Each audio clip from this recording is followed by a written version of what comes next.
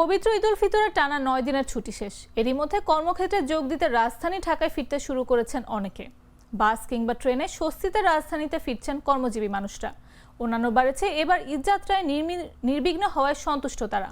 বাস স্ট্যান্ডে অনেকক্ষণ পরপর দূরপাল্লার গাড়ি এসে পৌঁছালেও অধিকাংশ গাড়িতেই ছিল স্বাভাবিক সময়ের মতো যাত্রী উপস্থিতি।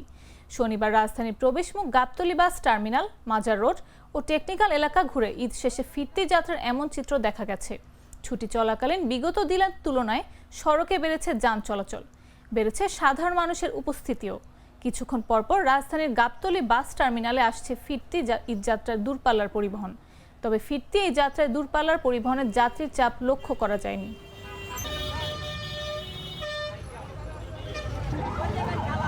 রাজবাড়ি থেকে আসছি। না রাস্তায় কোনো ঝামেলা হয়নি, অনেক সুন্দর হয়েছে, অনেক ভালো। ভাড়া নিয়ে হয়েছে, ভাড়া ডবল নিচ্ছে। তো ঈদের ছুটিটা আসলে কয়েক স্টেপে শুরু হয়েছিল, তার কারণে এবার আমি যাওয়ার আগে কোনো যানজট পাইনি, আবার আসার আগেও সেম অবস্থা। কোনো যানজট ছিল না, রাস্তাঘাট খুবই ভালো ছিল, সুন্দরভাবে গেছি, সুন্দরভাবে ফিরে আসছি, সুন্দরভাবে ঈদ উদযাপন করে আসছি বাচ্চাদের নিয়ে। আমাদের ফ্যামিলিতে 24 জন মানুষ শ্বশুর বাড়িতে। তারপরে সবাই একসাথে আমরা ঈদ করছি। শ্বশুর বাড়ি, ভাইরা বাড়ি, তারপর ঈদের দিন বড় ভাই ভাবি নিজের বউ নিয়ে ঘুরতে যাওয়া, এগুলোই আর কি। ঈদের নামাজ পড়া, কোলাকুলি।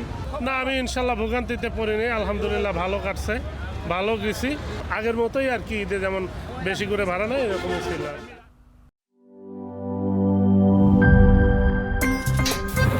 আমার একটা স্মার্ট সিদ্ধান্তে 25% গ্যাসের খরচ কমেছে। ভাবছেন কিভাবে? সাধারণ গ্যাস স্টোভ বদলে আমি এনেছি আরএফএল গ্যাস স্টোভ। এর সাইন্টিফিক নজল ও ব্রাস বার্নার ক্যাপ সমানভাবে তাপ ছড়িয়ে রান্না করে দ্রুত। তাই গ্যাসও বাঁচায় 25%, টাকাও বাঁচে 25%। আরএফএল গ্যাস স্টোভ, নিরাপদ ও গ্যাস সাশ্রয়ী।